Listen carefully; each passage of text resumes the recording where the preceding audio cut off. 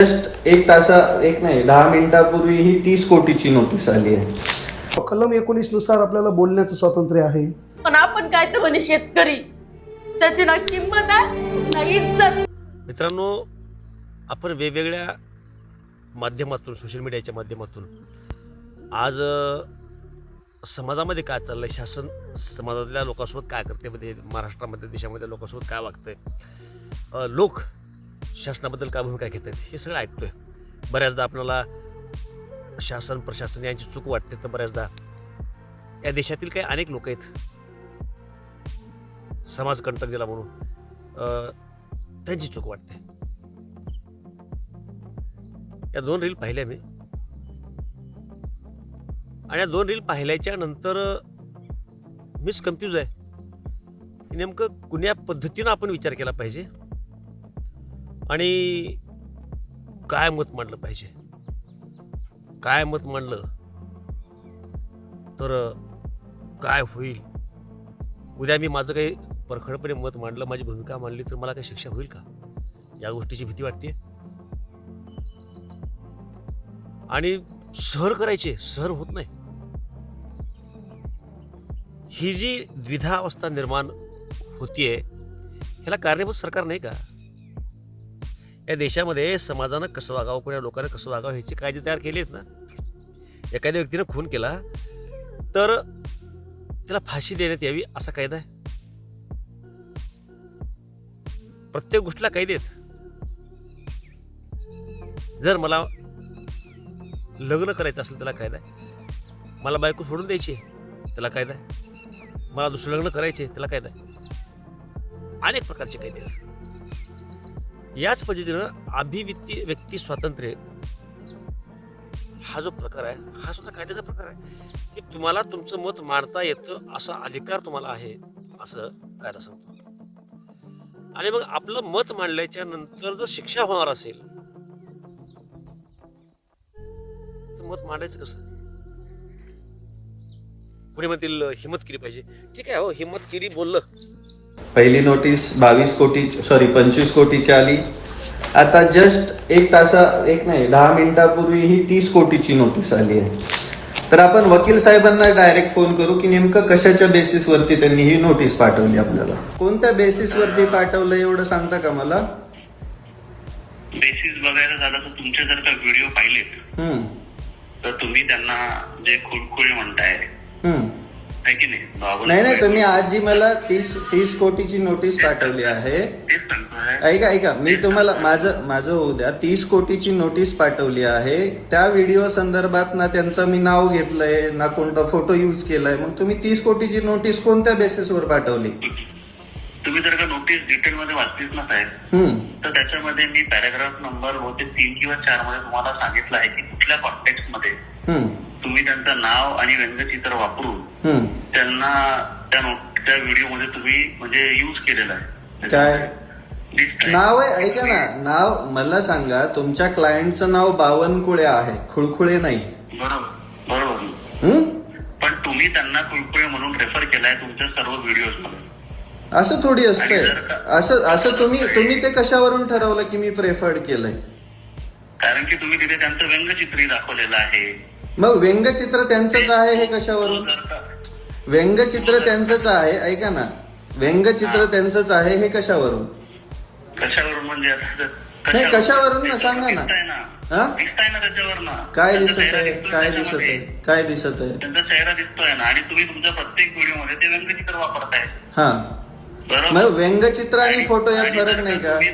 रविराज साबळे यांना आल्यासारख्या 25 कोटीच्या 30 कोटीच्या नोटीस येऊ लागल्या.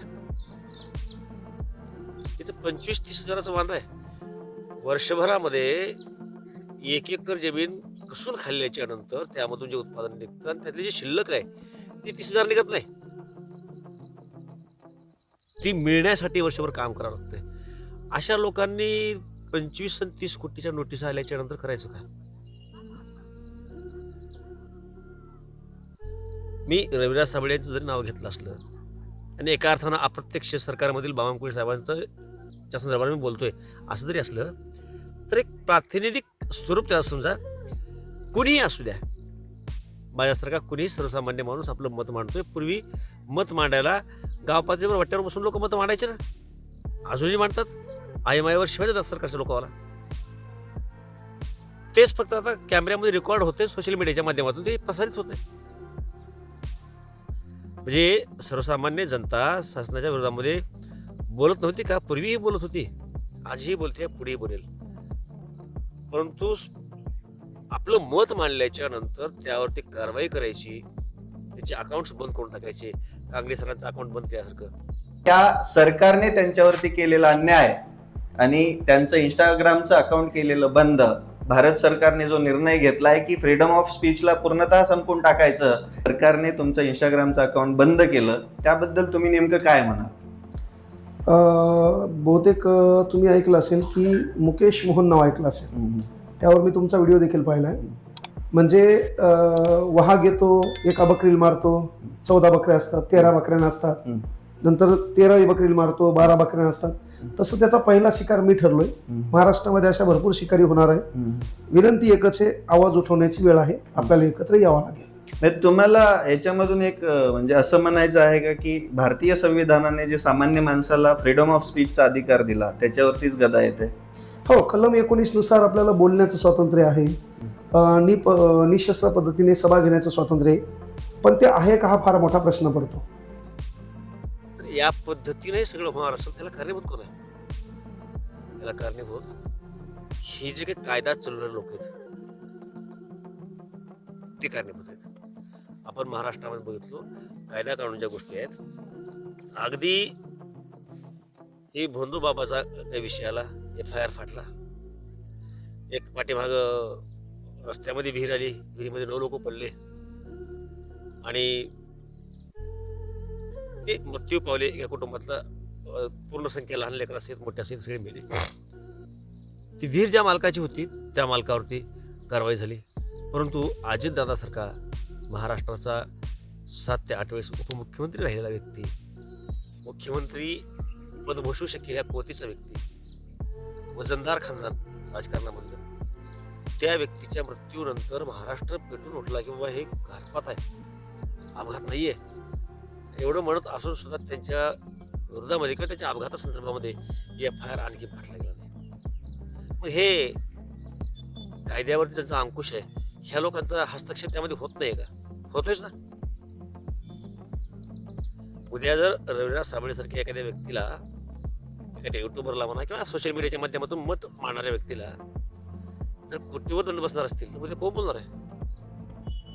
कुणी बोलणार नाही. तुम्हाला मी आता सांगितल्याप्रमाणे आमचे गणितच चाललेत. हजारावरती उत्पन्न काढण्यासाठी वर्षभर काम करा आणि प्रति एकरी 30,000, 40,000, 50,000 पर्यंत उत्पन्न कसं निघेल ते पहा. 30 निघत असेल तर पुढल्याला 40 निघायला पाहिजे, त्याच्या पुढल्याला 50 निघायला पाहिजे. हजारावरती गणित. असे लोक मत मांडायचे म्हणलं, मत मांडलं, बोलत असताना गावरान भाषेमध्ये काही अपशब्द तोंडून निघाले, त्याला कायदा काढून कळत नाही. बरं, बोलण्याच्या ओघामध्ये काहीतरी निघतं तोंडून. तुम्ही जर त्यांना शिक्षा देणार असाल, त्यांची तोंड बंद करणार असाल, तर मग आम्ही आमचं मत मांडायचं कसं? आणि आम्ही मतच मांडणार नसू, तुमच्यापर्यंत आमच्या भावना पोहोचायच्या कशा? आता मी तेलंगणामध्ये गेलो होतो, एक पाहुण्याचा कार्यक्रम होता आणि तो करून आता मी सध्या देगलूर तालुक्यामध्ये एका पाहुण्याच्या शेतामध्ये, ते पाहुण्याकडे साईड पाठीमागे साईडला ठिबकचं आंदोलन करत आहेत. त्यांना महाराष्ट्र सरकारनं काहीच्या माध्यमातून, प्रशासनाच्या माध्यमातून हे सांगण्यात आलं की एप्रिलच्या एंडिंगपासून, एप्रिलचा शेवटचा आठवडा आणि मेचा पहिला 15वाडा उष्णता भरपूर राहील, 45 ते 55 अंश सेंटीग्रेडपर्यंत तापमान राहील. त्यामुळं धोक्याची घंटा म्हणून प्रशासनानं सावधगिरी बाळगायला सांगितलं. आता यांचं सगळं नियोजन झालंय, परंतु अशा काहीतरी नैसर्गिक आपत्ती येऊ शकते. मी उद्या काही कुठल्या पिकाचं पिकाचं एक रोप लावलं, अनेक आता या ठिकाणी टमाट्याचं नियोजन केलं, त्यांचं गोड केला होतील, अजून केला होतील, रोप लावलं, रोप राहील का हा प्रश्न आहे. ते करण्यासाठी त्यांनी व्याजी पैसे काढलेले आहेत. त्यांना महिनाभर थांबावं लागेल उन्हाळ्या सगळं ऊन बघून. ती व्याजी पैसे थांबत नाहीत. बरं, हे इथून पूर्ण झालं. त्याच्या पाठीमागाला विषय, त्याच्यावरती 8 ते 10 लाखाचा खर्च झालाय जमिनीत 2 एकर. कुणी शहाणा सांगेल 2 एकर जमिनीत 10 लाख रुपये काढले कशाला?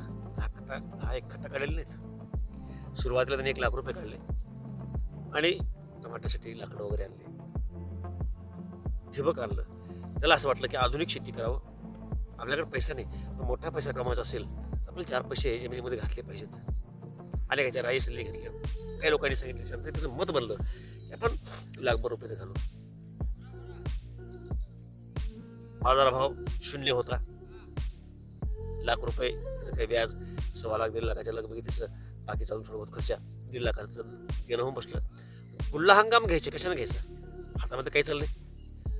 दुसरे 1.5 लाख रुपये काढले हिंमत करून. 3 लाख हे मुद्दल होऊन बसलं. एकाचे 3 लाख रुपये काढले, 1.5 लाख रुपये त्या मागाच्या लोकांनी देऊन टाकले, 3 लाख रुपये देणं होऊन बसलं. असं करत करत 3-3.5 वर्ष झाले होता. त्या 3-3.5 वर्षामध्ये त्याला 10 लाखाच्या लगबगीमध्ये कर्ज झालंय. 10 लाख रुपये करणे ती जमीन जाते, म्हणजे आज तिची 1 एकर जमीन गेल्या जमाय. आता तो दागदुग आहे, दागदुग तिची की आता काय करू? सोडून द्यावं 10 लाख फेडायचे कशानं? करावं आणखीन गेलं तर मग ही एकरभर जाईल का अजून जाईल? अशा मानसिकतेचे लोक आहेत. आणि त्यांना जर काही दुःख असेल, त्यांना जर काही अपेक्षा असतील, त्यांनी जर आपलं मत मांडलं तर त्यांना दंडाला सामोरं जावं लागेल, कारवाईला सामोरं जावं लागेल. आपण जे एक व्हिडिओ पाहिला, हे दुःख नाही का शेतकऱ्याचं? छकोलीची फी कोण भरली हो? मॅच भरली, आणि पैसे कुठून आणले त्या? बाबाला मागितले. हो, मी भरले नसते काय? त्या सासरवाडीत माझी इज्जत काढायची काय गरज होती? अहो पण फी भराच लागली असती ना. तुम्हाला कोणत्या तोंडानं म्हणणार होती मी? दिवसभर आपलं रक्ताचं पाणी करत वावरात पडले राहता. रात्रीची लईन आली का पाणी द्यायला वावरातच जाता. दारोदारी फिरले मजूर पाहासाठी, तरी नांगरणी पासून तर सोकारीपर्यंत सारं तुम्हाला करायला लागून राहिलं. मी आपली शेण काढतो, दूध काढतो, चारा पाणी करतो, चांगलं बकेट भर दूध त्या डेअरीवाल्याला देतो. अहो पिकाचा खर्चही निघून नाही राहिला आपला. म्हणून ते कर्जमाफी मागासाठी डाल्यानं फॉर्म भरता तुम्ही. 1756 चक्रा मारता त्या साहेबाच्या मागं ऑफिसात. तेव्हा कुठे जाते आपली इज्जत? आपल्यापेक्षा तर तो सट्टा लावणारा पुरला. 9 वेळा हारला ना तरी 1 वेळा जिंकतेच. पण आपण काय तर म्हणे शेतकरी, त्याची ना किंमत आहे ना इज्जत. आपल्या भावना तो व्यक्त करू शकत नाही. आणि ह्या भावना व्यक्त करत असताना जर स्पेसिफिक एखाद्या नेत्याबद्दल काही शब्द गेले, त्या खात्याचा नेता आहे म्हणून, तर लई कारवाई होणार त्यांच्यावरती. हे कितपत योग्य आहे? मी कारवाई करू नये असं म्हणत नाही. मी अगदी हे मत मांडणारा माणूस आहे की मागल्या काळामध्ये नेता कुठला असू द्या, भारताचे पंतप्रधान नरेंद्र मोदी आहेत. ते चांगले आहेत, वाईट आहेत, जे असतील ते असतील. अनेकाच्या भावना आहेत, या देशाला एक उत्तम आणि चांगला खंबीर असा पंतप्रधान भेटला. अनेकाला वाटतं ह्या व्यक्तीने देश बुडवला. ह्या त्यांच्या भावना असू शकतात. परंतु आज या कंडिशनला ते देशाच्या पदावरती, पंतप्रधान ह्या पदावरती आहेत, त्याचा योग्य तो मान सन्मान देशवासियांनी केला पाहिजे. आणि जर तसं होत नसेल, जर कोणी ते अपशब्द वापरत असतील, त्यांच्यावरती कार्यवाही व्हायलाच पाहिजे. शासनामध्ये जे लोक बसलेले आहेत त्यांना त्याचं स्पेसिफिक नाव घेऊन बोलायला सांगतो. तुम्ही शासन प्रशासन म्हणून बोलू शकता, आणि माझं स्पेसिफिक नाव घ्यायचं असेल घेऊ शकता. परंतु मागल्या काळामध्ये काही सोनिया गांधी असतील, नरेंद्रजी मोदी असतील, यांना एकत्रित करून काहीतरी वेगळ्या पद्धतीचे फोटो व्हिडिओ व्हायरल केले गेले तयार करून, अशा अनेक लोक आहेत. हे आक्षेपार्ह आहे. अशा लोकांवरती कारवाई व्हायला पाहिजे. होते का? नाही होत. आणि मग एखाद्या व्यक्तीनं मोठ्या प्रमाणामध्ये भ्रष्टाचार केला असं वाटलं असेल त्याला, एखाद्या व्यक्तीला, आणि त्याने आपलं मत मानलं असेल, तुम्ही जर कारवाई करणार असाल तर ते कितपत योग्य आहे? शेतकऱ्यांना आपल्या भावना मांडता आल्या पाहिजेत. ते जे बोलत आहेत त्यांना बोलू दिलं गेलं पाहिजे. अन्यथा शेतकऱ्यांच्या भावना तुमच्यापर्यंत पोहोचणार नाही, त्यांचं मत काय तुमच्यापर्यंत पोहोचणार नाही. आणि काय सर्वसामान्याचं मत आहे, शेतकऱ्यांचं मत आहे तुम्हाला कळणारच नसेल. तुम्ही त्याच्यासाठी जे काही तुमच्या डोक्यामध्ये योजना येत आहेत, कल्पना येत आहेत, किंवा काहीतरी करावं अशी तुमची अपेक्षा आहे, काय करणार आहेत त्यांना बोलू द्या ना, त्याच्या भावना व्यक्त होऊ द्या. आणि जी जनता आहे त्यांनी सुद्धा शासनाबद्दल किंवा शासनामधील व्यक्तींबद्दल बोलत असताना थोडं बहुत तारतम्य बाळगलं पाहिजे. आता मी रविराजबद्दल बोलत नाही, चांगला पोरगा आहे, अतिशय परखडपणे मत मांडणारा व्यक्ती आहे. असतात काही लोकांना सॉफ्टपणे मत मांडतात, तर काही लोक आक्रमकपणे मांडतात. हे सरकारनं समजून घेतलं पाहिजे. सरकारमधील लोकांनी हे समजून घेणं गरजेचं आहे की आपणाला जर लोकांनी मतं मांडलेली आवडत नसतील तर आपण त्या पदावर जाऊ नये, आपण घरी बसावं. आपल्याला मान पान ह्या सगळ्या गोष्टी जर वाटत असतील ना तर आपण घरी बसायचं. आपण पदावर गेल्याच्या नंतर लोक प्रश्न विचारणार आहेत, त्या प्रश्नांची उत्तर द्यावी लागतात. त्याला शक्य नसेल तर सहन करावं लागतं.